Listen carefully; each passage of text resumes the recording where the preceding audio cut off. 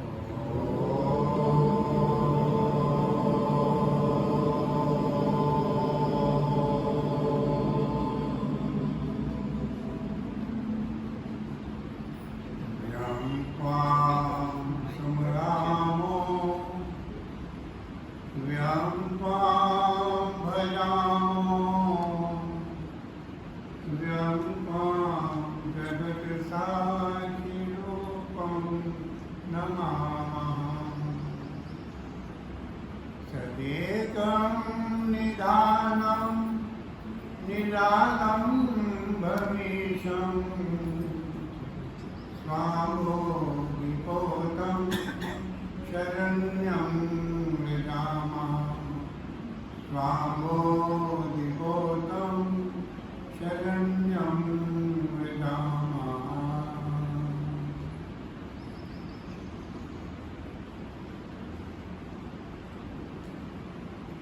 वंदनीय मातृशक्ति, आजकल के सत्संग में पधारे हुए सभी आर्य बंधुओं,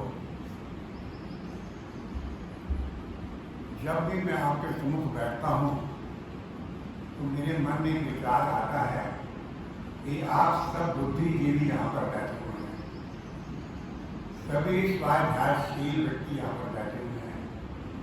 कितने वर्षों से आप कई विद्वानों के प्रवचन को सुन रहे हैं, तो मैं आपके सम्मुख बोलूँगी तो क्या हो?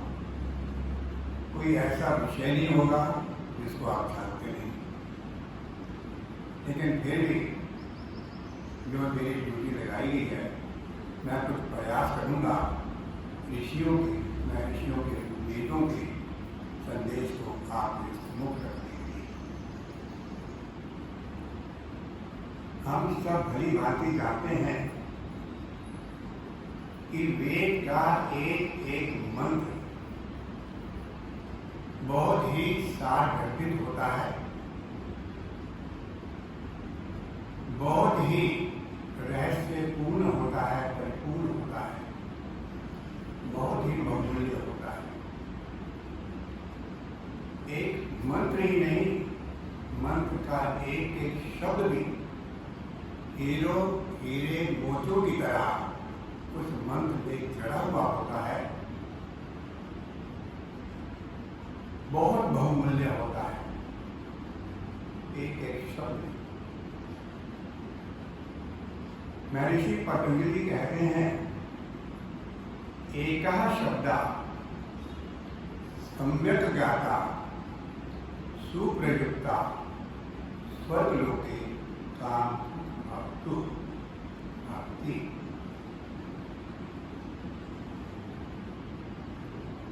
एक शब्द का भी यदि हम सम्यक ज्ञान कर ले, प्राप्त कर ले, भली भांति उसको समझ ले, जान ले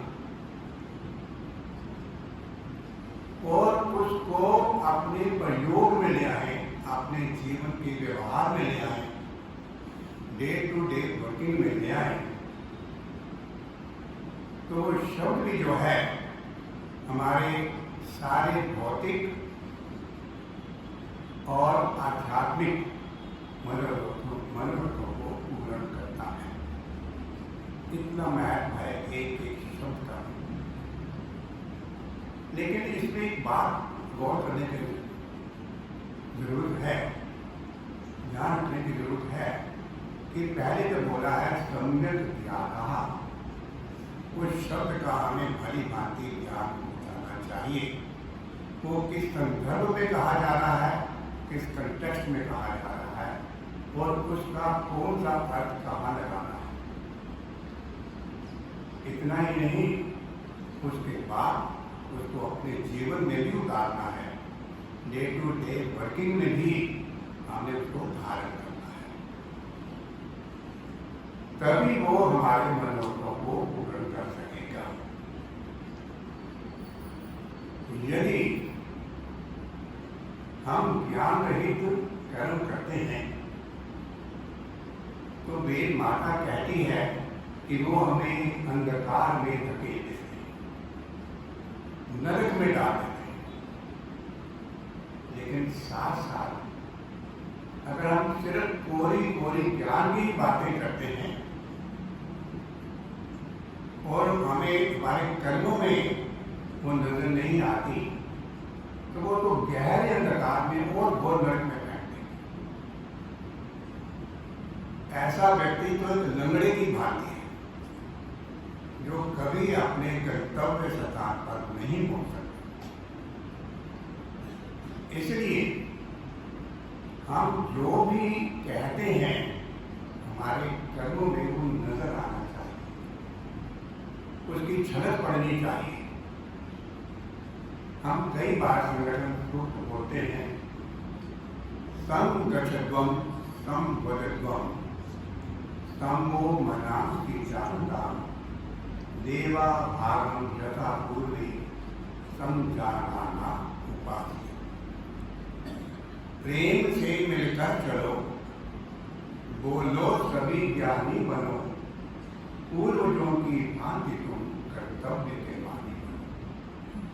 अगर हम इसको रट लें तोते की तरह बोलते रहे हर हफ्ते, इसका कोई लाभ नहीं। यदि हम अपने पड़ोसी के साथ उसका दुख सुख नहीं बांट सकते, यदि हम उसका सहयोग नहीं कर सकते अपने सहकर्मी का, यदि दो पड़ोसियों का एक का मुख इधर है एक का मुख इधर है, आपस में वार्तालाप भी नहीं होता, अंडरस्टैंडिंग कोई तरह की बात है, तो ऐसे ज्ञान का कोई फायदा नहीं है।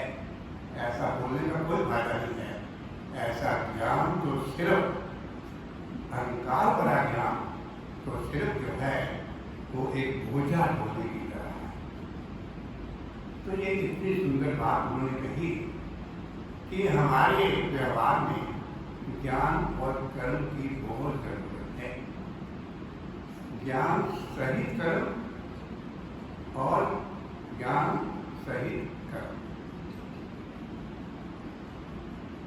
अब हमारे जीवन में ज्ञान और कर्म का तो बहुत ही महत्व है, लेकिन जब तक ज्ञान कर्म और उपासना का संगम हमारे जीवन में नहीं उतर आता, हम अपने जीवन के लक्ष्य को नहीं प्राप्त कर सकते। तो आइए आज हम अथर्ववेद के एक मंत्र के ऊपर थोड़ा चिंतन मनन करते हैं कि ऋषि अंगिरा जी क्या कहते हैं। कथम वाको नेयति कथम न गम्यते मनः इमामा सत्यम प्रेषन्ति नेयन्ति कदाचन। वो साधक चिंतन में हो गया है, वो सोच रहा है, चिंतन कर रहा है, मनन कर रहा है, हे प्रभु, ये जो मेरी प्राण वायु है, ये रुक क्यों नहीं जाते, ये थम क्यों नहीं जाते। उठते बैठते सोते जागते हर कार्य करते हुए ये श्वास प्रश्वास की क्रिया जो है चलती रहती। तो प्रेम में सोचता है कि ऐसा क्यों हो रहा है, क्यों नहीं जाते। इतना ही नहीं, जब सुसुप्ति अवस्था में शरीर की सारी इंद्रियां काम करना बंद कर देती हैं, तो भी ये मन, तो भी ये प्राण है, एक पहरेदार की तरह करते रहते हैं। अब वो आगे बढ़ता है, ऋषि क्या कह रहे हैं कि ये जो मेरा मन है,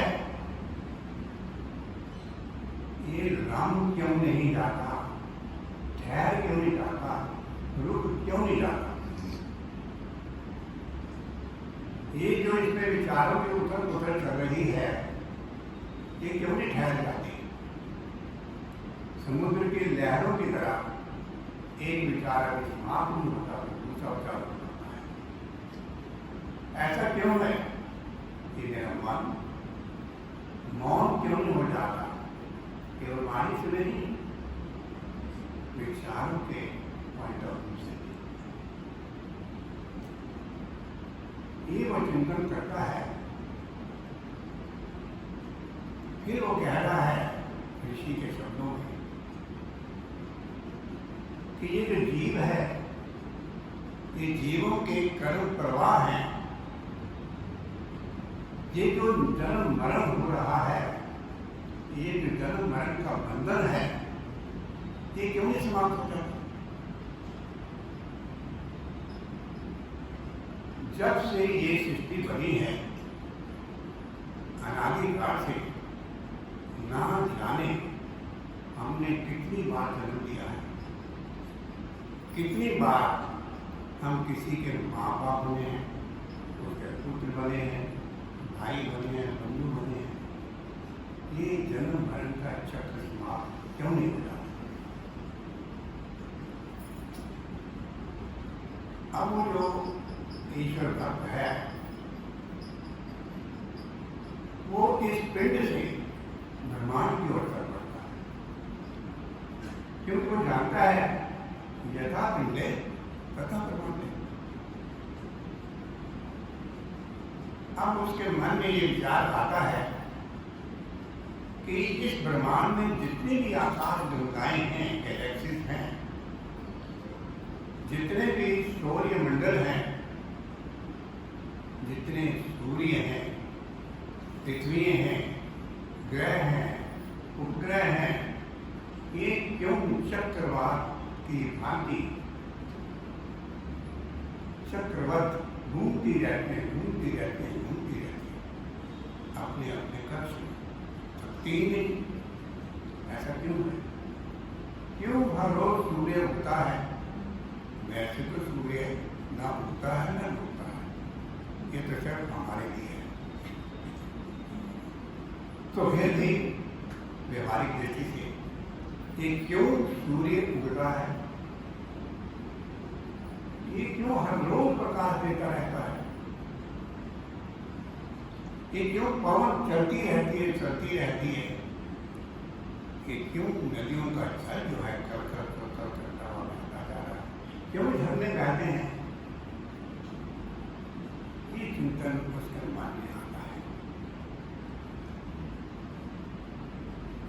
अब ऋषि ने तो उसका उत्तर दे दिया है इसी मंत्र में, किम सत्यम प्रेक्षन्ति। क्या ये सारी भाग दौड़ जो भी है हमारे इंद्रियों की और इस ब्रह्मांड की, क्या ये सारी भाग दौड़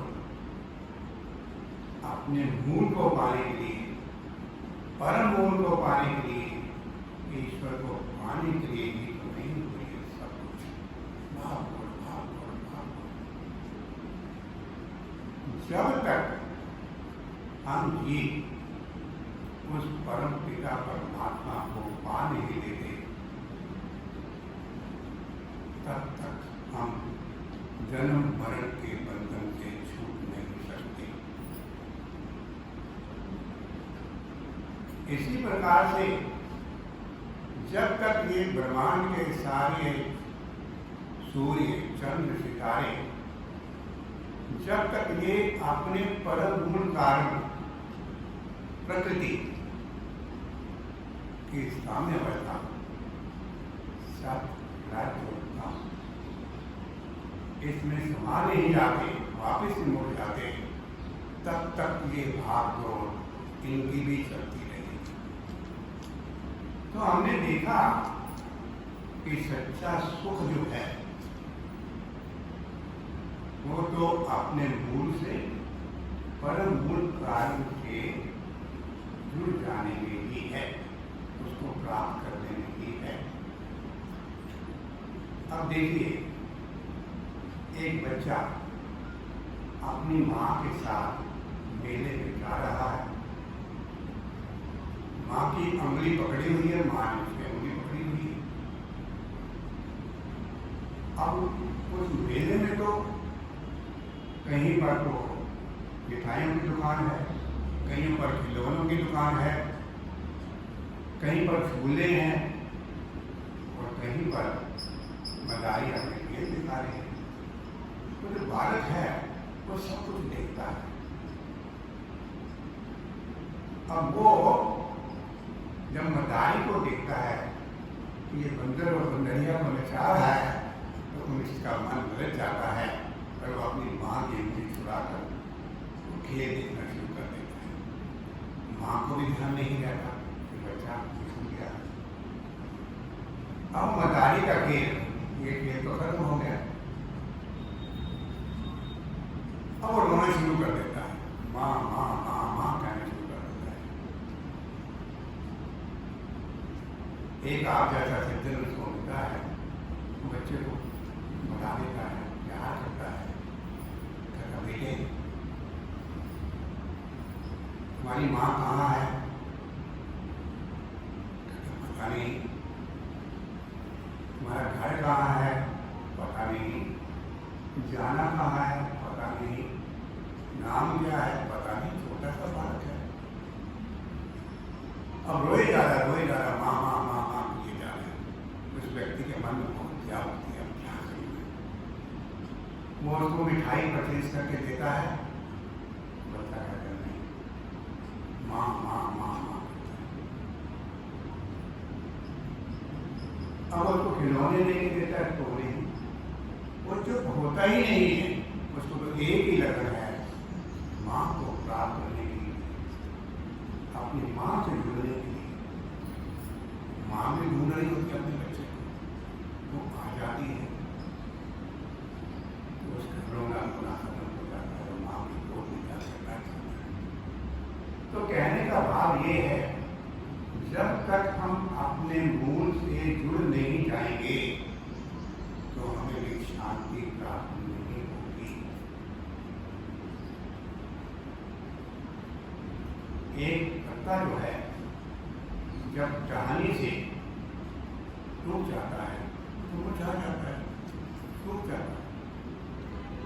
अगर अब टहनी जो है वो तने से अलग हो जाए तो वो टहनी भी सूख जाएगी, और तना ही अपना जड़ से उखड़ जाए तो फिर पेड़ हमारा ना टहनी होगी, ना पत्ते होंगे, ना हरे भरे पत्ते होंगे, ना वहाँ पर पक्षीगण आकर चहचहा रहे होंगे, ना उस पर कहीं पर पेड़ों पर भी थोड़े बहुत फूल उगते हैं, ना फूल खुले होंगे। तो पेड़ भी पेड़ तभी तक है जब वो अपनी जड़ से जुड़ा हुआ है, और हमारा जड़ कौन सी है? हमारा परम कारण होता है वो ईश्वर जो है। जब तक हम उस ईश्वर से युक्त नहीं हो जाते तब तक हम दुखों के सागर में डूबते जाएंगे। हमारे सारे दुख ही इसी कारण हैं, हम ईश्वर से अलग हो चुके हैं, उसको भूल चुके हैं।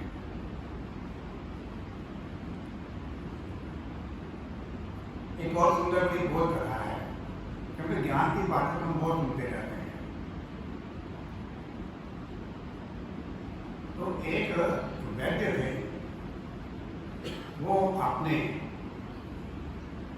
कमरे में क्लिनिक में दीवार पर बैठे हुए हैं, इधर भी उधर भी सुंदर सुंदर तरीके से दवाइयाँ शीशी जो है उधर से जा रखी हैं, सामने जो है मरीज बैठे हुए हैं। एक एक पेशेंट आता है और वो वैद्य की उसकी नंबर देखते हैं और उठाकर एक पूरी उसको दे देते हैं। एक आता है, दूसरा आता है,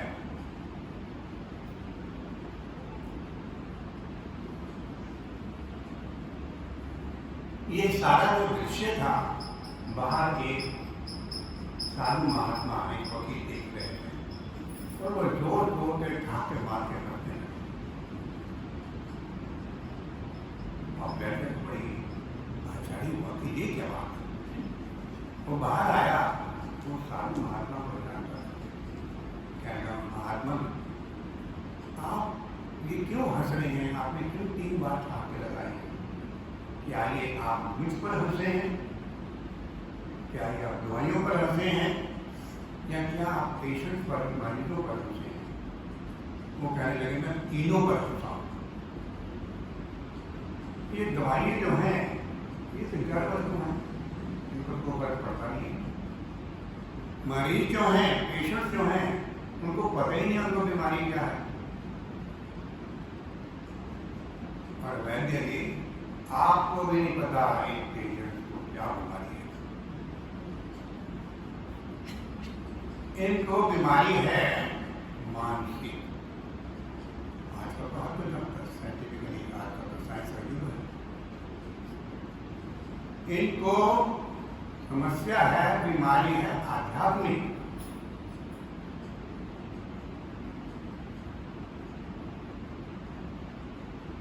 ये अपने सारी बीमारियों का जो मूल जड़ है वो ईश्वर से अलग हो जाता है। उसकी आज्ञाओं का पालन ना करना, ईश्वर से अलग करना, उसकी आज्ञाओं का पालन करना। तो जब तक हम अपने परम मूल कारण से जुड़ नहीं जाते, युक्त नहीं हो जाते, हम अपने जीवन में कभी सुखी नहीं हो सकते, कभी सच्चे सुख की प्राप्ति नहीं कर सकते, कभी सच्चा सुख जो सदैव रहे कभी समाप्त ना हो, उसमें दुख नाम की कोई चीज ही ना हो। इस जन्म में भी और जन्म के उपरांत भी। इसी को मुक्ति कहते हैं, इसी को मोक्ष कहते हैं, कि इसको ईश्वर साक्षात्कार कहते हैं। अब प्रश्न तो वहीं का वहीं खड़ा है कि कह तो दिया कि ईश्वर की प्राप्ति करें, वो करे कैसे, क्या साधन है। क्योंकि जब हम उत्पन्न हुए तो हमने तो अपनी माँ को देखा, फिर माँ ने अपने पिता से, हमारे पिता से परिचय करा दिया। थोड़ी थोड़ी हमारी ज्ञान बढ़ा तो हमने अपने भाई बंधुओं को देखा, स्कूल में अपने साथियों को देखा, फिर सारे संसार जिन जिन के संपर्क में आए इनको देखा। ईश्वर को हमने नहीं देखा ही नहीं, तो ईश्वर को प्राप्त कैसे करें। अब सच बात है, जैसा कि बहुत ही ऋषि मुनि ने कहा है, ना तत्र चक्षु गच्छति ना तत्र वाक् गच्छति यतो वाचो निवृत्तन्ते अप्राप्य मनसा। कि ना तो उस ईश्वर को इन चरम अक्षरों से देख सकता है, ना ये वाणी उस तक पहुंचती है।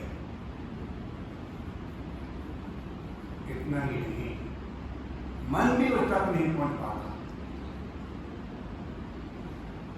बहुत गहरी अर्थ है उसके, मन भी उसकी प्राप्ति नहीं कर सकता, क्योंकि ये तो सब जड़ वस्तु में है। और ईश्वर ठहरा चेतन, परम चेतन। तो ईश्वर को अगर हमें पाना है तो हम चेतन के द्वारा ही पा सकते हैं, आत्मा के द्वारा ही परमात्मा को पा सकते हैं।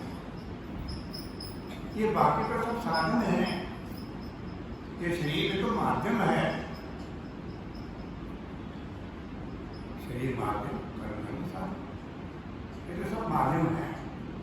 वास्तव में तो आत्मा में ही परमात्मा से मिलता है। पर अब हमने ईश्वर को देखा, तो मेरा पाप है, ये माता कहती है ईश्वर मेरा पाप है। तो फिर उसको कैसे प्राप्त किया जाए। तो अंगरा ऋषि जी अथर्ववेद ने इसका एक और मार्ग, सरल मार्ग बता रहे हैं। पर ध्यान रहे, जाना तो उस निराकार पर कर सकते हैं, लेकिन मार्ग एक समझाते हैं उसे थोड़ा सा सरल हो जाता है। तो कहते हैं, वेद मंत्र कह रहा है, अंति संतम न जहाति, अंति संतम न पश्यति, देवस्य पश्य काव्य नामार न जीव। क्या सुंदर बात कही कि वो ईश्वर हमारे इतने समीप है। अरे भाई, आत्मा में तो बैठा हुआ परमात्मा इतना समीप है कि हम उसको त्याग ही नहीं सकते। वो तो कण में विद्यमान है, सब व्यापक है, जाओगे कहाँ छोड़ोगे, सारा साम्राज्य तो उसी का ही है। तो उसको हम त्याग तो सकते नहीं। और ये आंखें, ये अशुद्ध है, अशुद्ध है, जिसको देख नहीं सकती।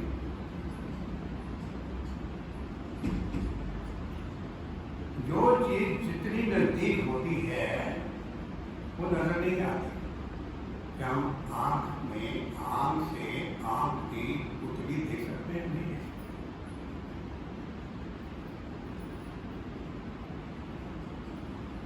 तो फिर वो ऋषि ने कहा, उस देव के, उस परमात्मा के इस महाकाव्य को देखो। इस महाकाव्य को देखकर क्षण क्षण उस परमात्मा के दर्शन करो, उसकी महानता को जानो, उसके नियमों को जानो, उसके गुणों को जानो।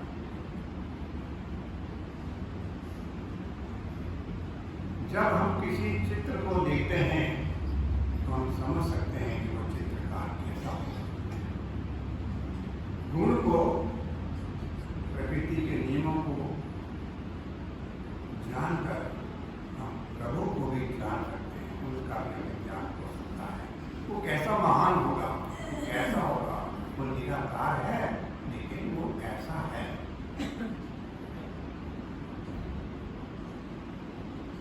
ये जो हम कोई रचना करते हैं, कोई काव्य बनाते हैं, जैसे तो पिक्चर होती है, तो ये 2-3 घंटे की होती है। हम उसको एक बार देखें, 2 बार देखें, ज़्यादा से ज़्यादा देखें, बोर होना शुरू हो जाते हैं, बंद करें। और नहीं, कोई अगर दोस्त कहे भी तो हम कहते ना है ना, नहीं देखें, खूब चुके। परंतु ईश्वर का महाकाव्य को देखो, इसका कथा किस पर आधारित है? वेद का। निर्देशक कौन है? ईश्वर। और हम क्या है? सब अभिनायक, अभिनेता। इसी प्रकार से प्रकृति के सारे सूर्य, चंद्र, सितारे, ये भी सब अभिनेता ही है।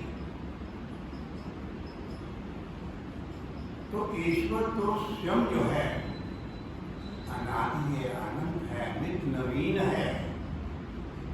जब इसके महाकाव्य को देखेंगे तो अपने आप ही मन खिल उठेगा। सुबह उठना, इधर आप देखो, रंग बिरंगे फूल खिले हुए हैं।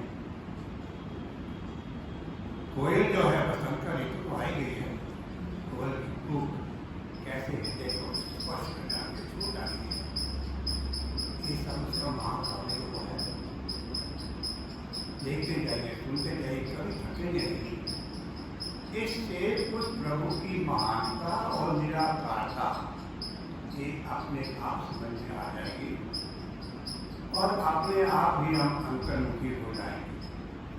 ये जब हृदय में बस जाएगा, ये सारा महाकाव्य उस प्रभु की महानता,